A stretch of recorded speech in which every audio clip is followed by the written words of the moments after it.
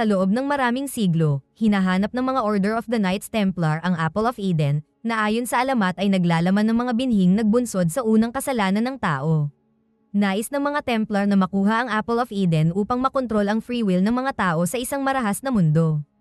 Kapag na-decode nila ang mga sikreto nito, magkakaroon sila ng kapangyarihang kontrolin ang lahat ng kalayaan sa pag-iisip, at dahil dito, sinusubukan silang pigilan ng organisasyong kilala bilang Brotherhood of Assassins.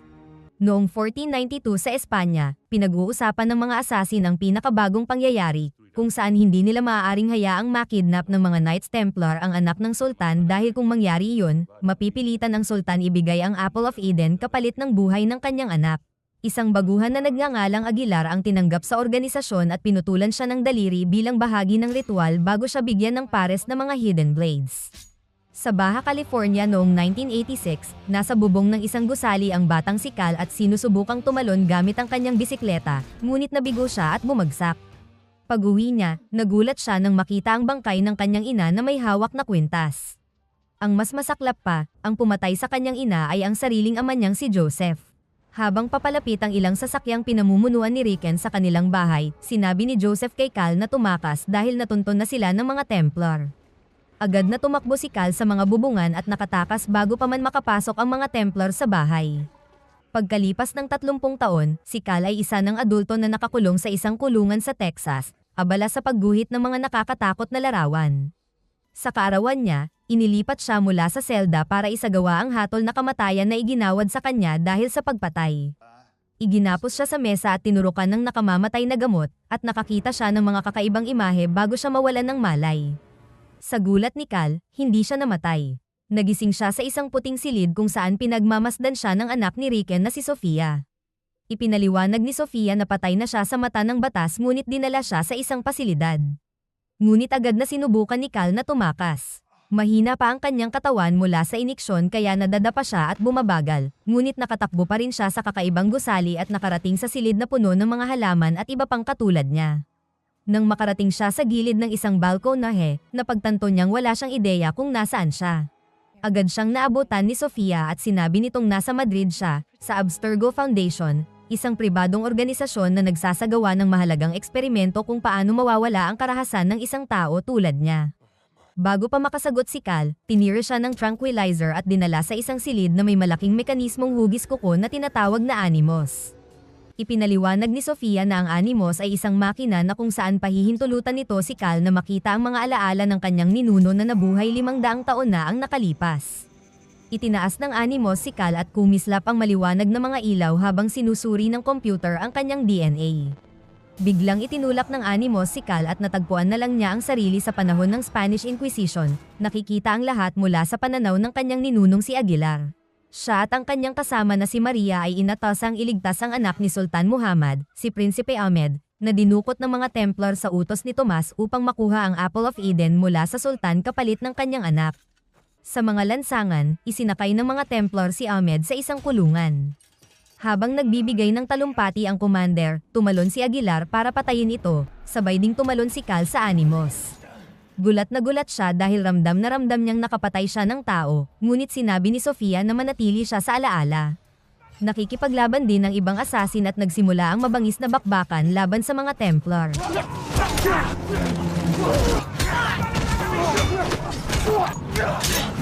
Sa simula, lamang ang mga assassin dahil sa kanilang husay, ngunit hindi nagtagal ay nagsimulang makabawi ang mga Templar.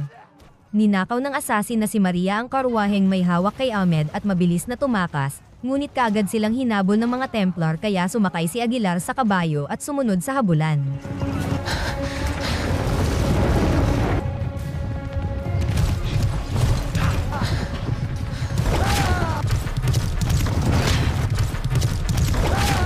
Dalawang Templar ang nakasampa sa likod ng karwahe kaya tumalon si Maria at nakipaglaban sa kanila, mabilis na itinulak ang mga ito at binaril pa ang isang nakasakay sa kabayo bago bumalik sa harap.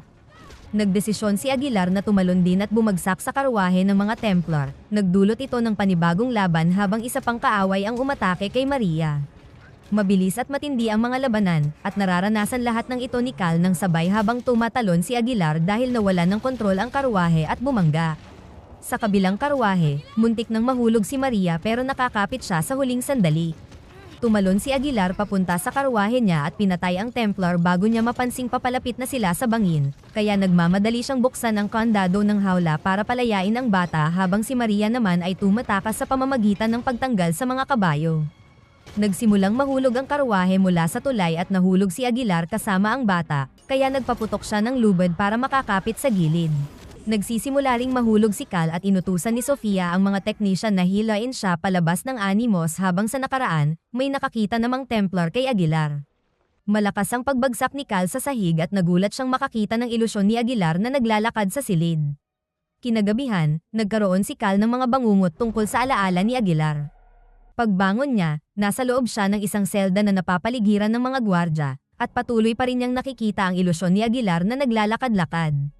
Mukhang aatakihin na siya ni Aguilar, ngunit naglaho ito sa huling sandali. Dumating si Sofia para tingnan ang kalagayan niya at ipinaliwanag niyang ang mga ilusyon ay tinatawag na bleeding effect, mga imaheng mula sa kanyang naranasan na humahalo sa kanyang paningin. Dahil sa galit, hinawakan ni Cal si Sofia at idiniin siya sa pader para hingan ng paliwanag, kaya sinabi niya na ikinokonekta siya ng makina sa mga genetic memory na nagpaparana sa kanya ng buhay ng kanyang mga ninuno. Habang sumasakit ang ulo ni Cal dahil sa mga bisyon, nakumbinsi siya ni Sofia na bitawan siya sa pamamagitan ng pagsabing mas marami siyang matututunan kung makikipagtulungan siya. Dinala siya ni Sofia sa isang laboratorio kung saan sinusubaybayan nila ang buong buhay niya, at ipinaliwanag niyang natagpuan nila si Cal sa pamamagitan ng pagsubaybay sa DNA ni Aguilar. Lahat ng test subjects ay mga mamamatay tao tulad ng kanilang mga ninunong assassin, at itinuro ni Sofia na ipinanganak silang may hilig sa karahasan. Itinuwid siya ni Cal, sinasabing hindi niya gusto ang karahasan ng walang dahilan, pumatay lang siya ng lalaking nananakit ng mga babae. Kasama sina Sofia at Riken sa mga Templar, at hinahanap nila ang Apple of Eden dahil naglalaman ito ng binhi ng unang pagsuway ng tao at maaaring makatulong sa pag-intindi kung bakit nagiging marahas ang mga tao. Sa tingin nila, parang sakit ang karahasan na maaaring malunasan at si Cal ang makakatulong sa pagtuklas ng lunas. Kapag natapos ang pananaliksik nila, makakalaya na si Cal at makapagsisimula ng bagong buhay. Pagkatapos nito, nagpunta si Cal para kumain kasama ang iba pang test subjects. Lahat ay nakatitig sa kanya at pinaalalahanan siya ni Musa na bilang descendant ng mga assassins tungkulin nilang protektahan ang Apple of Eden, kaya payo niya kay Cal na huwag gumawa ng maling desisyon. Habang kumakain, bumabalik sa alaala ni Cal ang pagkamatay ng kanyang ina at nakikita rin niya ang ilusyon ni Aguilar kahit saan. Samantala, gusto ni Riken na ibalik agad si Cal sa Animos. Lumalabas na gusto ng Templars na ipasara na ang proyekto ni Riken dahil hanggang ngayon bigo pa rin silang matagpuan ang Apple of Eden, kaya nais niyang pabilisin ang proseso. Hindi sumasang-ayon si Sofia dahil kailangan pa ni Cal magsanay o maaari siyang mamatay. Kalaunan sa kanyang selda, nakita ni Cal si Aguilar na muli na namang umaatake sa kanya, at ngayon ay nagagawa na niyang gamitin ang kakayahan ng kanyang ninuno para ipagtanggol ang sarili. Matapos makapagpalitan ng ilang suntok, naglaho ang ilusyon at dumating ang dalawang technician, kaya pinagsusuntok din sila ni Cal. Ngunit dumating ang mga gwardya at napigilan siya bago siya sapilitang kinaladkad palabas. Dinala ng mga gwardya si Cal para pilit siyang ikonekta muli sa Animos, at inutusan ni Sofia ang technicians na kunin agad si Cal sa Animos kapag mapasapanganib ang buhay nito, binabalewala ang utos ni Riken. Tumigil si Cal sa pagkanta nang bumalik siya sa nakaraan, at natuklasang nakakadena sa isang selda sina Aguilar, Maria, at ang kanilang mentor habang hawak ng Templar si Ahmed.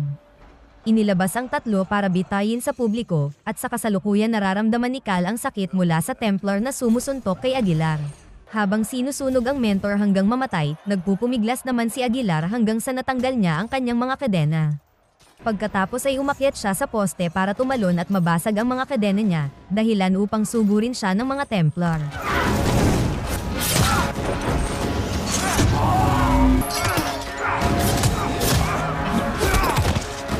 We're synchronizing.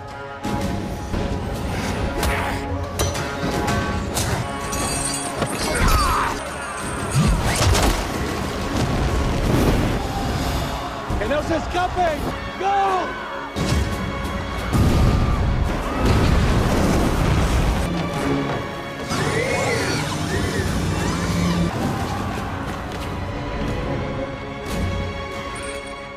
Sinimulan ng mga Templar ang habulan sa dalawa habang umaakyat sila sa mga bubong, kung saan kailangan pa nilang lumaban sa ilan pang gwardyang patuloy na lumalapit.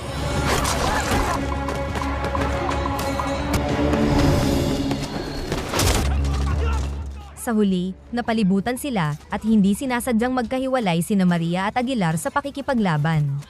Tinalo nila ang lahat ng Templar ng mabilis hanggat maaari, ngunit patuloy pa ring dumarating ang mga sundalo na may dalang mas marami pang palaso.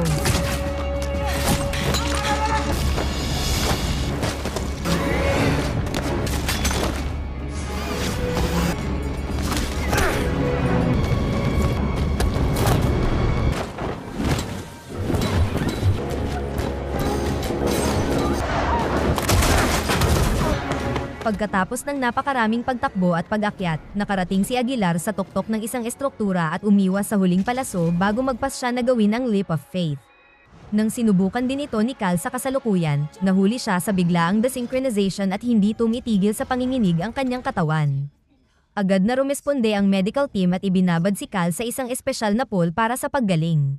Nagpanik si Cal nang mapagtantong hindi niya maramdaman ang kanyang mga binti, ngunit ipinaliwanag ni Sofia na pansamantala lamang iyon. Pagkatapos nito, inilagay si Cal sa wheelchair at ibinunyag ni Sofia na nakuha ni Riken ang kwintas ng kanyang ina matapos siyang umalis sa bahay.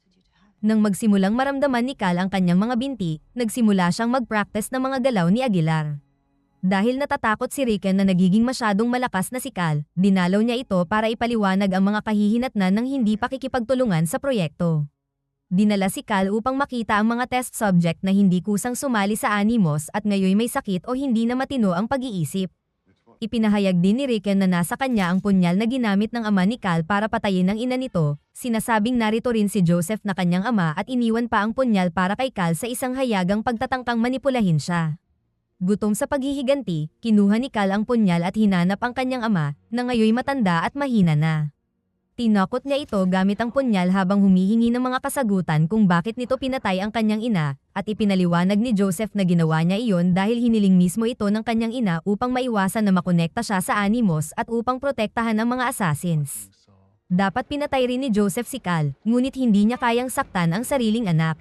Hiniling ni Cal na tapusin ni Joseph ang misyon nitong patayin siya ngunit tumanggi si Joseph, sinasabing maaari siyang maghiganti kung gusto niya pero iginiit na huwag nang bumalik sa Animos sa kadahilanang ginagamit lamang siya ng Templar upang mahanap ang Apple of Eden na may kakayahang kontrolin ang mundo.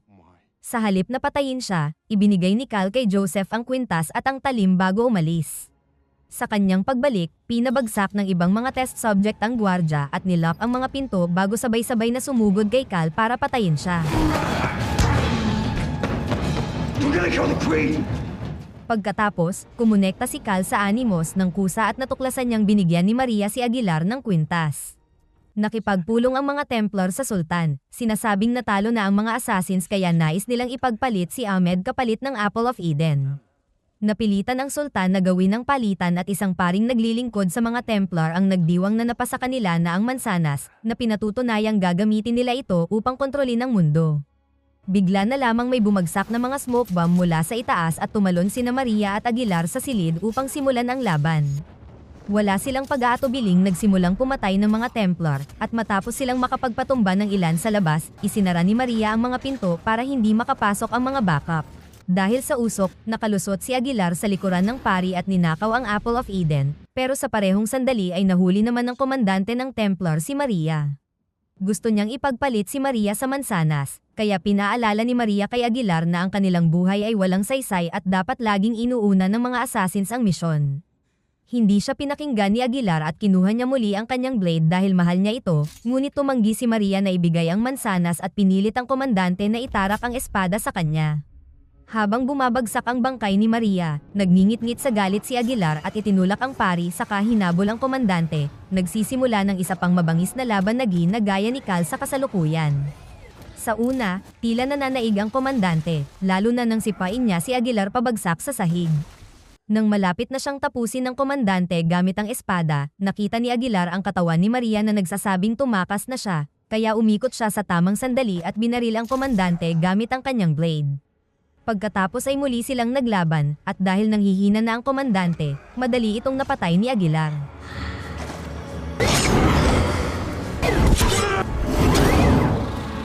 Tumakbo ang pari para buksan ang pinto at papasukin ang backup, kaya tumalon si Aguilar sa isang lagusan para makatakas.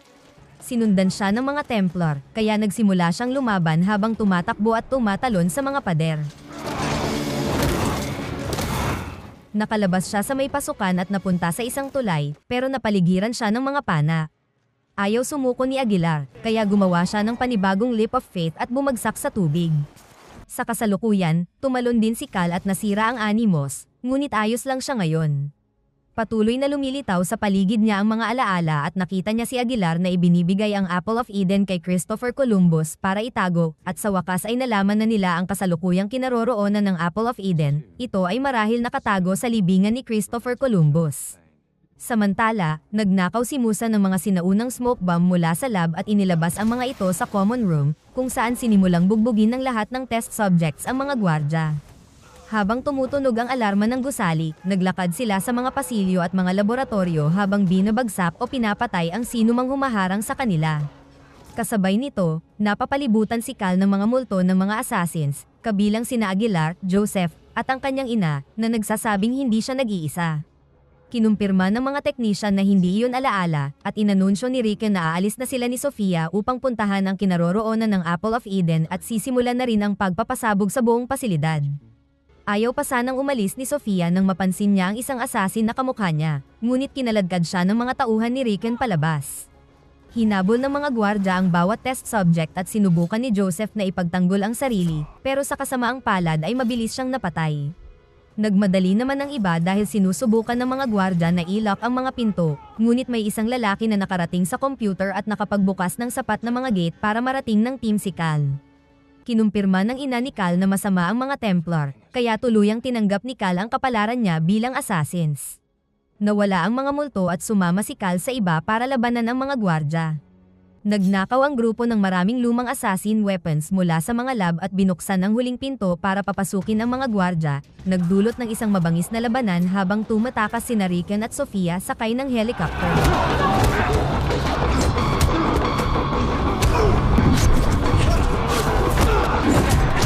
May isang binatang napatay sa laban, ngunit ang lahat ng test subjects ay perpektong nakasync na sa kanilang mga ninuno at ngayon ay bihasa na sa paggamit ng kanilang mga kakayahan para talunin ang mga kalaban. Sa sandaling iyon, napansin ni Cal ang papalayong helicopter at inakyat ang Animos para marating ang bubong, ngunit hindi siya umabot. Makalipas ang ilang panahon, pumunta si Ricken sa libingan ni Columbus at kinuha ang Apple of Eden, inaangkin ang lahat ng kredito kahit si Sofia ang nagdisenyo ng buong proyekto. Kinagabihan, nagtipon ang mga Templar para ipagdiwang ang kanilang tagumpay, hindi nila alam na palihim nang pumapasok ang mga bagong assassin sa gusali. Habang umaakyat si Ricken sa entablado para magbigay ng talumpati, nakita ni Sofia si Cal na dumarating sa pintuan, pero hindi niya ito ibinulgar dahil napagtanto na niyang ginagamit lang siya ni Ricken at hindi talaga ito naghahangad ng kapayapaan. Sa entablado, inilabas ni Ricken ang Apple of Eden para ipakita ito. Habang nagliliwanag ang apple, lumitaw si Cal sa likuran ni Ricken at pinatay ito.